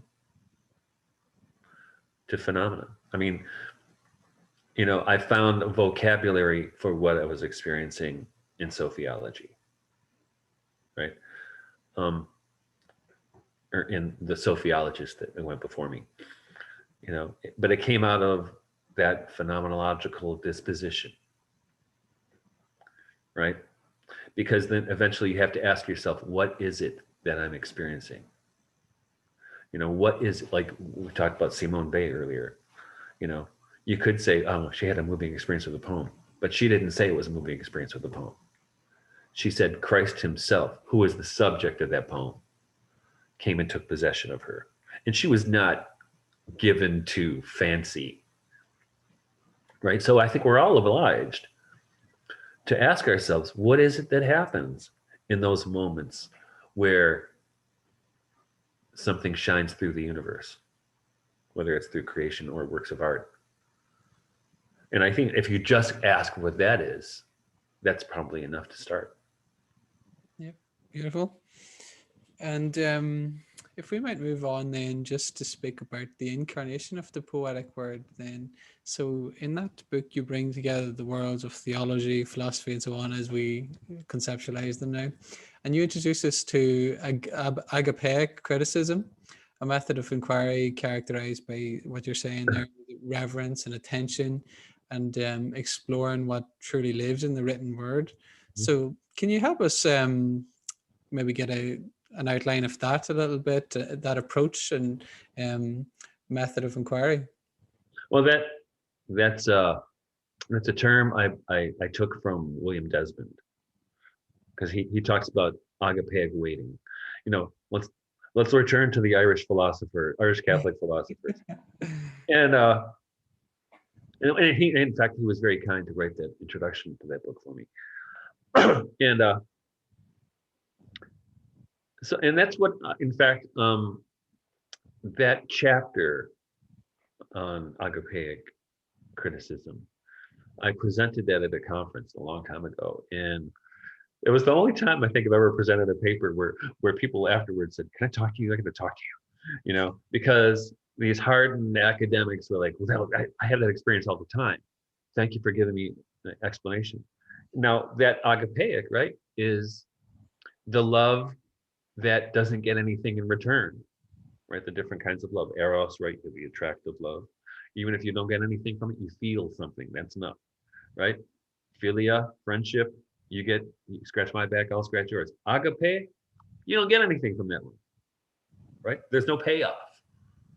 So it's giving without expecting something back. And so if we approach phenomena, and that's what phenomenology is to approach things without expecting a payoff, without expecting something returned. Listen, I gave this to you, poem. You need to give me something back. You don't do it. It doesn't work that way, right? You have to just be there, be present to it, and then it opens up, right? And maybe it doesn't doesn't open up the first time, or the second, or the 10th time.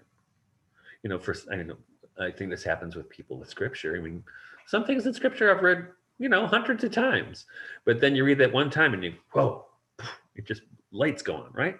Yeah. That's because that's what happened with Simone Weil. She recited that poem who knows how many times, but then Christ himself came down and took possession of her.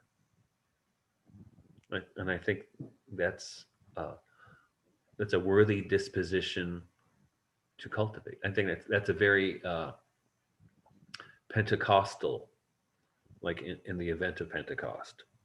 That's what the apostles were doing, right? They were waiting in prayer. They weren't, okay, what should we do now? They weren't devising a business plan, right? Yeah. They were waiting for the Spirit. Excellent. And I want to ask you just about George Herbert, who you mentioned before. What do he and the likes of Robert Herrick have to offer in their works that you find most engaging and worthwhile? Well, they're very different. I mean, Robert Herrick he's like he's the ideal pastor because he likes the parties, right? He likes the celebration. He celebrates in his poetry. It's so messy. It's very Catholic. It's very Anglican. It's very pagan. It's very pre-pagan folk religion, pre-Christian folk religion. It's all in there, and it's okay with him, right? Because it all glorifies God. Even annoying parishioners glorify God, right? And the pretty young lasses with the flowers in their hair running around the maypole, that's all the glory of the Lord for Herrick. So that's what Herrick offers, right? And I think he's the most ecumenically Catholic poet ever. On the other hand, Herbert preserves, he's very, I call it ecstatic, where a lot of mysticism is ecstatic, where it takes one out of oneself. Where Herbert, I think he was sick a lot, so I think he was afraid of losing control of himself. So his mysticism is very much inwardness, right? But there's also in Herbert this amazing playfulness. And what he achieves in his poetry is he shows us how grace works. I call it a phenomenology of grace, because in poem after poem after poem, in Herbert's The Temple, there's always a surprise that comes. It's like a box of Cracker Jacks, right? You're dealing with this poem, and whether it's the voice of God that comes through. I mean, literally in the poem is performed by Herbert, or in some other kind of acrostic trick. There's always some kind of trick or game in there where he shows you how grace works. Grace does not work by serious prayer necessarily, right? Grace works because God wants to make grace work, and he wants to show us, like Bernanos, right? Tout est grâce, all is grace. And I think that's a wonderful achievement of George Herbert. I have a deep deep abiding love for George Herbert. Like one of these days, I'm going to make it back to England and visit his church. Wonderful. And I want to ask you, what is the relationship then between poetry and prophecy? We talked a little bit about this earlier, but poetry and prophecy, like I mentioned earlier with John the Baptist, is poetry should be calling the future into the present, and that's very eschatological in that sense, right? Yeah. It doesn't always, but I think you see it, and I think the best poets do this. In my book, The Heavenly Country, for instance, there's the middle section it's about 100 pages of poetry with no commentary, just for people to read and allow that which is to shine through it. And I think you see this in like Gerard Manley Hopkins' poem, The Virgin Mary Compared to the Air We Breathe, for instance. It's a beautiful sociological poem. You see it also in, what's the name of the poem? By Brother Antoninus, who actually taught for a while at the University of Detroit, where I went to school. His poem on the Virgin Mary is just beautiful and really discloses this shining through of the glory of the Lord. I mean, I think that's, and even more secular poets, right? Wordsworth's poetry does that, right? And even though, I mean, poems that deal with difficult subjects, and I think, don't have to just hold it to just poetry, but I think a great example are the films of Terrence Malick, where, I mean, this is a guy, those are the most Catholic films ever, because they show both the tragedies we go through. Like if you know The Tree of Life, the tragedy it hinges on is the suicide of one of the brothers, and also the coming of age of the one boy, right? But also, well, at the same time, there's a glory that shines through. In fact, Malick's film, The Thin Red Line, which is about Guadalcanal, the last line is all things shining, And I think I've been trying to get my books to Terrence Malick for about 5 years, because as far as I'm concerned, he's doing in film what I'm trying to do in works of literature and in philosophy. Yep. That's why I love you both. So I guess that can conclude this discussion, but I look forward to speaking with you again, Michael. And I just want to ask you about, before we go, is there anything that you're working on now that you'd like to tell us about, or that you feel the passion to get involved with? Well, I'm working on that book I mentioned, Sophia in Exile, which I'm about halfway done. So about 3 or 4 chapters left to go. So I'm hoping to have it done, but before the farming season gets too crazy. So I have to be on task for a while, but I should, and hopefully be done, and hopefully it'll be out at the end of the year. Tremendous. Yeah. Thank you very much for joining me today, Michael. It's been a pleasure. God bless you. And you.